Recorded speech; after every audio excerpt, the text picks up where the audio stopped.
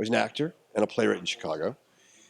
And I got to a point where I sort of thought to myself, I was cast in a show at Steppenwolf, which is where Malkovich is season, and I was on stage, and I became really acutely aware of the fact that I was wearing makeup, and that I'd said the same thing 8 times that week, and there were 250 people staring at me, and I had what was either an epiphany or a complete mental breakdown. And it was sort of the end of my being able to be an actor.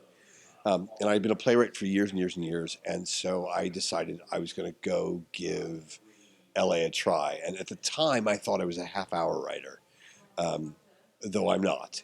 And I went through a progression of coming out and being a half-hour writer for a while, and then being a film writer for a while, and then transferring over to TV, and then after the sort of things worked out, really settling into being a showrunner and feeling like, oh, this is where I'm happiest. Like this is the combine of my skill sets, and it worked out well for me. So I just sort of followed the path along it, as it's gone. So I moved out with an agent. I got an agent from Chicago. What I did not know is that the agent I got was less interested in my material and more interested in the actress friend of mine who had given him the script. And so I had this meeting with him one day. It was me and my partner. I had a writing partner at the time. And we went in and we had a meeting with him. It was we had just moved out. Staffing season was coming up. We have a meeting about staffing season, about a bunch of ideas. We go home. We have lunch. Something occurs to me. I call, and they say, oh, Jerry doesn't work here anymore. So my partner and I come marching into the agency, and we give him the speech about how we just moved out here. We left our lives behind. You pulled us out here. Like, give us a shot. You'll be sorry if you don't. And the head of the agency says, like, we have no idea who you are. There's the door, and we don't validate parking. So, like, I went through the 8 craziest months of my life. I got chicken pox. My girlfriend at the time slept with a famous actor. I got 6 points on my driver's license. And I ended up eventually meeting another agent who read my stuff and said, hey, I'm going to leave my agency and I'm going to land somewhere else. When I do, I'll sign you there. And she ended up calling me 3 weeks later to say, I've landed at the agency who fired you 8 months earlier.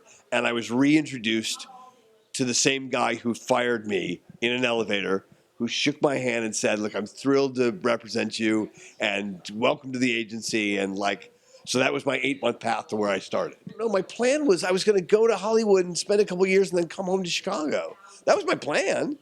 And then I started having lunch outside in January.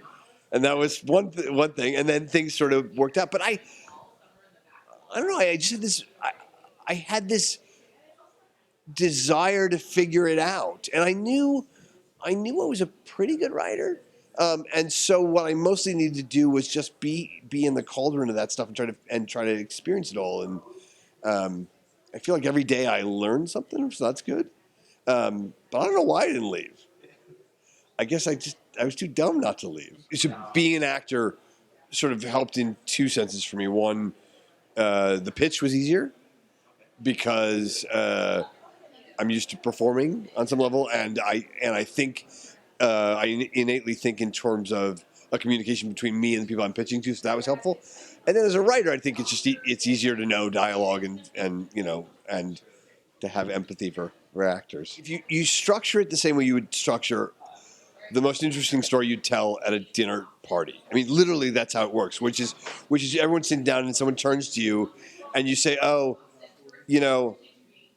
I just heard about this guy who went out back of his house and dug a hole and found $1 billion." And everyone leans forward, and you say this and this and that and the other thing, and you sort of lay it out in that way.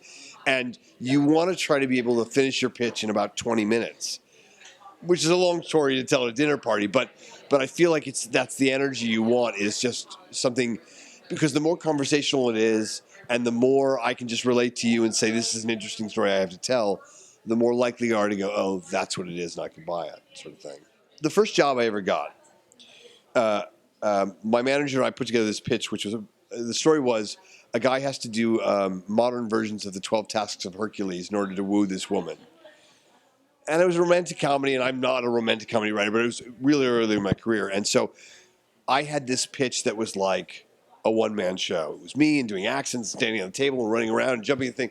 And people were scheduling the meeting, I think, just to watch me do this thing. They weren't going to buy it. But they're like, hey, there's this idiot who will do a 45-minute one-man show with accents and things and shit, and all sorts of crazy stuff. And so I did that pitch over and over again. And I eventually did that pitch to a guy named Adam Goodman, who was at the time a low-level executive at DreamWorks. He eventually went on to run DreamWorks. And he heard the pitch and said essentially to me, look, I'm not going to buy the pitch, but there's this other script that we think you should write. And it was movie never got made. But I ended up going in on it, and it ended up being me or John Patrick Shanley. So me, who was no one, or the guy who just got an Oscar for Moonstruck. And the reality was, I think it was me who was incredibly cheap, and John Patrick Shanley was incredibly expensive. But I at the time was like, I need to get this job. And so I went out and I bought a fish bowl and a fish and some food, and I drove it to DreamWorks with a little note that said, little fish, eat less food, cost less money, and write better screenplays, hire me. And they did. Now, again, I think it had nothing to do with the fish. I think they were like, let's hire the cheap guy. But the sort of caveat to that story was that I went in about a week later for my meeting, and the fishbowl is there, and the water is there, but the fish is not. And they said, yeah, we overfed it and we killed it, which I think is vaguely a metaphor for the business we live in. So there's sort of two kinds of notes, right? There's the kind of note that is about preference, which is people say to you, oh, maybe this should happen. And what they're saying is, oh, I wish this happened over that. And they're choice-based notes. Then there are the notes that are sort of primal notes that are about big ideas that change the way the script works. And the trick is to figure out what those primal notes are and then answer them in a way that makes your script better. And so primal notes to me are ones that I give it to 5 people and 3 of them say the same thing, which is I don't understand who the character is, or there's no tension from this point forward, or they'll give me that note in different words and end up in the same place. And the trick is to figure out how to do that.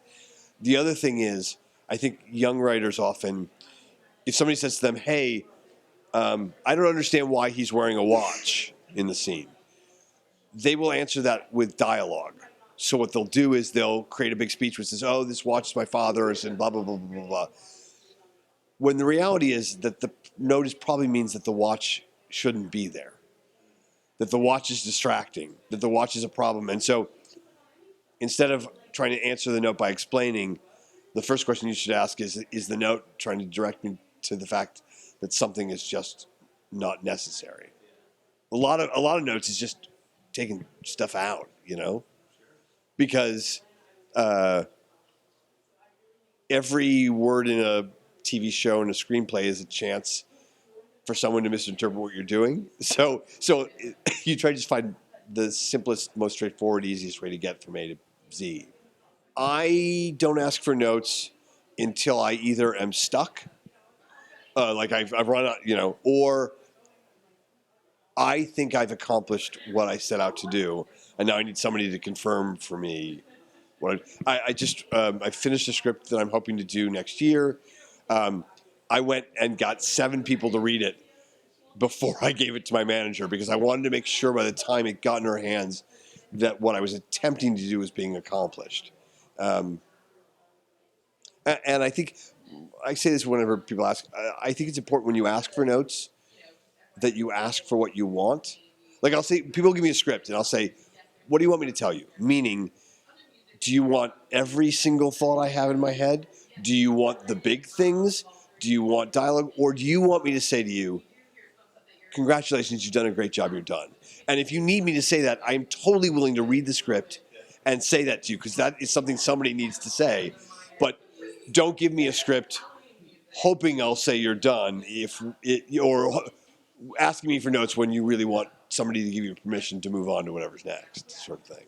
So I think it's big when you're ready to get notes to say to people, this is what I need. Like I need every thought in your head.